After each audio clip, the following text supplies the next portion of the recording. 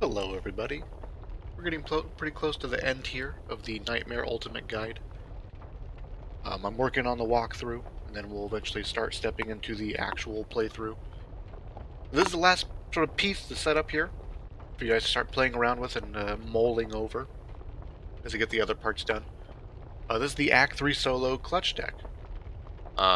This is the first deck you've seen. I just wanted to re-emphasize that these solo clutch decks are founded on the idea that you are going to be able to succeed or beat every mission in the worst case circumstances.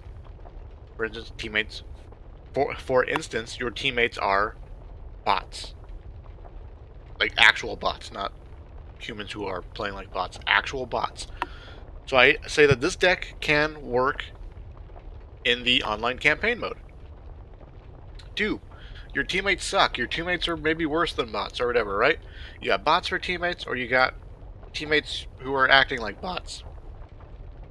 You can have success with this deck. And if you have good teammates, reliable teammates, this deck is going to look super selfish, but it'll still kind of work, right? It'll still kind of work. You'll still be a contributing member to your team society. And that's the point of the solo clutch decks, is that you can beat missions and clutch missions by yourself under the worst case circumstances. You have bots or your teammates are dead. And if you have bots for teammates, they eventually will be dead either way.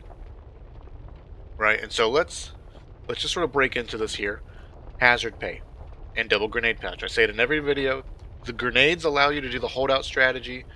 Grenades cover a multitude of sins. If you ever make a mistake or get trapped or get stuck or something bad's about to happen, you can throw a grenade and almost always get out of it. I just want to reemphasize why I pick hazard pay here, because I know a lot of people bring up like, why don't you get money grubbers? Like, it's clearly more money. Not always. I just want to just talk about this here. Money grubbers is great. The money ceiling for money grubbers is huge. But the math works out in that you need exactly 13 piles of copper looted in order for money grubbers to net gain you more money than hazard pay. 13 piles of copper. Try to count and remember how many piles of copper do you get in any typical map. It's not always the same. Some maps are better for copper than others. And you're not always going to reliably have a teammate who's running copper scavenger, right? And so in the nightmare mode, things don't spawn as often. Those couple of factors sort of just result in an inconsistency. There are some maps where you'll probably get 13 piles of copper relatively easy or towards the end, and you'll make a little bit more than hazard pay. At 13 piles of copper, Money Grubbers gives you like 273 or 260, like not a whole lot more than 250. Just barely more than hazard pay. And of course at 13 plus, 14, 15, etc. begins to grow exponentially. But then there'll be some maps where you won't even get close to 13. You'll get 10 or 9 or 8. And at that point, hazard pay is way better. Way better. So I prefer hazard pay just because it's so consistent. All the time, super reliable, super consistent. I can math out my supplies in advance. I can sort of understand, like, oh man, like I really need to save a grenade because 2 of the teammates are already dead and there's no more spawn points left. So if this other guy makes it to the safe room with me, we're going to get this much money and I won't be able to afford blah blah blah, right? Like, hazard pay is something that, like, it's tried and true and trusted and reliable. And Money Grubbers isn't always that. I also recommend that you don't necessarily loot all the maps all the time, though that's kind of hard in solo queue. So there's some give and take, right? There's some give and takes and some circumstances where Money Grubbers will be better than hazard pay. But here, we're just investing in ourselves, investing reliably in ourselves, and in these solo clutch situations where our teammates are dead and we're running for the safe room, we're not really stopping to loot, right? So for all we know, a third of the map may not get looted at all because we're just running for our lives at that point. So hazard pay will make everything super consistent. We get 5 cards for the farm mission. So we got Cross Trainer, Superior Cardio, and Fleet of Foot. And this is like the Speedrunner's starter kit. And this is not a speedrunning deck. We would not probably have double grenade pouches if we wanted to actually speedrun and just open up the safe room door and leave our teammates behind. We would run different cards. But this is the solo clutch part of it, right? This is the foundation You can play with your teammates. We'll have 3 grenades so that we can do the holdout strategy at least 3 times successfully if a tall boy shows up. Potentially more if they don't. But with these 3 cards, you'll have more than enough stamina and movement speed to sort of get out of dodge, run for the safe room if things go wrong, things like that.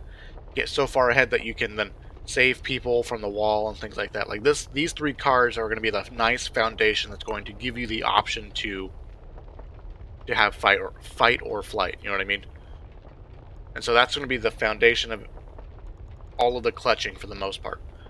And also, too, in all of the acts, we're always building up to one of the finales, right? We're building up to T5, and then eventually, and then after T5, we need to build up to the body dump. T5 is a very movement-heavy map. So is the body dump. So having these 3 cards, I think are very essential to having a successful T5 and or body dump when you get there eventually. Next is Bomb Squad. So now we're investing back into our grenades, into the holdout strategy. Alright, these 3 cards are for us, for our selfish needs. The Grenade Pouch and the Bomb Squad help us too if we are alone and gets us out of sketchy situations. But when we're playing with our teammates, it also again allows us to do the holdout strategy with them. And on card 6 is Blazing Trails, and when you get to the swimming pool area at the end, where you destroy the nest, you're going to be holding out in that far bathroom that doesn't have a hole in the bottom of it. Having Bomb Squad will mean that your grenades will almost kill tall boys when they show up, allowing your team to then, you throw a grenade and then the rest of your team can kill the tall boy with their bullets and you'll stay nice and safe and healthy. Right, so we're investing into the team play aspect of the deck now. Then Grenade Pouch for Cabins by the Lake. Nothing in particular. Again, now we're just building up extra supplies. Right, we have Bomb Squad for the foundation of our grenades. That sort of gives us that level of killability when it comes to tall boys. Extra Grenade Pouch. Because once you're at T5 and you're going to be running around potentially, you're not going to have the ability to necessarily piggyback a bunch of grenades everywhere, right? And most people want to spend their money on wire anyways. And then Shoulder Bag. And again, just supplies. Supplies is a very nice neutral way to sort of be able to play for ourselves, because if our teammates suck and they're getting killed and they're dying and things like that, we don't waste our supplies on them. We just let them die. If our teammates are good and they're having success, then we use our supplies to keep them alive for longer because they're viable assets to our cause, right? Solo deck's about being selfish. It's about solo clutching the missions to have success with bots or with players. What's nice about Shoulder Bag though on 8, which is the Garden Party, you're going to be in the maze. There will be a lot of acid and fire and danger and splash damage and just a lot of opportunity for you to take a bunch of cheap hits because so many tight corners and things like that. So having an extra 80 points of temporary health is going to be a huge help so you're surviving the maze and potentially offer you the ability to brute force your way through and etc. Also want to say too, for Blazing Trail, ideally you want to get to the swimming pool with at least 2 grenades left. 2 to 3 grenades.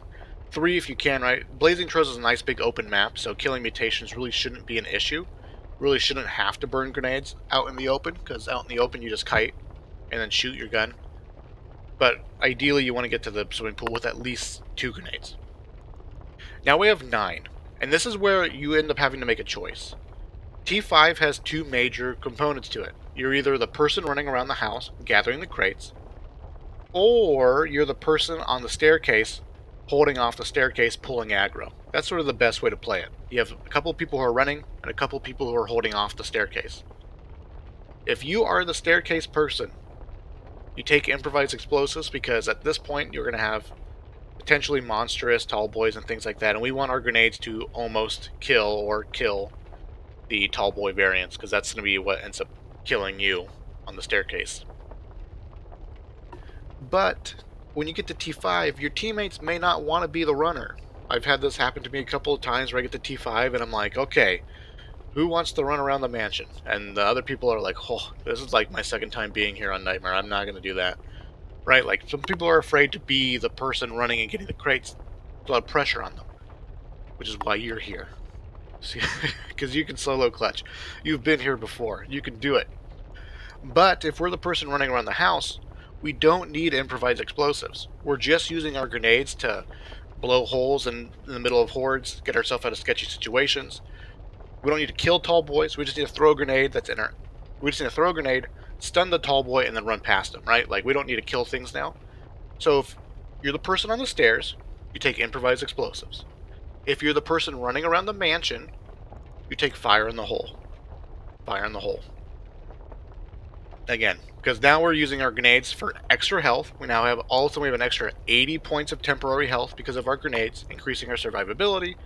Because in the mansion, you'll take these little hits here and there, little chip damage. You're dropping a crate and you turn around and the zombie hits you and you pick up a crate and you try to melee him away, but you have this stupid combat knife, right? And you miss and he hits you, right? All these little bits of temporary health are going to help compensate for those little mistakes that inevitably sort of happen. At the same time, too, if we end up in that situation where, oh crap, we need to get the hell out of Dodge, we need to blow a hole through this horde to get through the door, things like that, the extra movement speed from higher in the hole will make you zip on through. So that's super important distinction. If you're the person on the stairs, you take improvised explosives. If you're the person running the mansion, you play fire in the hole. And then you just do as normal. Demolitions expert, surplus pouches, etc., right? Or you do improvised explosives, then demolitions, then surplus, etc., etc. I also have fire in the hole here if you go improvised explosives first, and then you friend in need, making the grade, and then fire in the hole for road to hell. Fire in the hole is again for that same exact scenario. When you're at the end of road to hell, you're hitting the buttons and the gates and the horde's chasing you. You're going to want to throw a grenade, blow a hole in the horde, and then the extra movement speed and temporary health will help you fly on through to the next button. Now we got run like hell. Body Dump is a huge mega arena. It's like the biggest map like in the game. Like, I don't know, probably not the biggest map, but like the biggest little circle that you're going to be running around in the game at the moment, right? So that's actually a lot of opportunity for you to get good distance away from a lot of the mutations and random and things like that. So Run Like Hell is rather consistent on this map, especially if you know how to manage your stamina and you're ahead of the game and you're quick and things like that. If you end up dying and you're at this point, people will probably start burning continues and stuff like that. But here you have On Your Mark. On Your Mark. I think this is one of the best maps for On Your Mark. If you get on your mark, communicate with your teammates and just tell them, hey, like, I am on your mark. I'm just gonna, as soon as we open this door, I'm gonna take off, and you're gonna run all the way into the arena. You're gonna sprint past the ogre. You're gonna start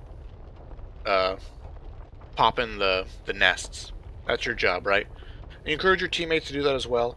I think your teammates need to jump down into that off that fleshy ledge first before, like, I don't know exactly what the triggers are. I've never done this where people weren't right behind me. Because when I told other teammates that I had On Your Mark, they're like, yeah, let's do it.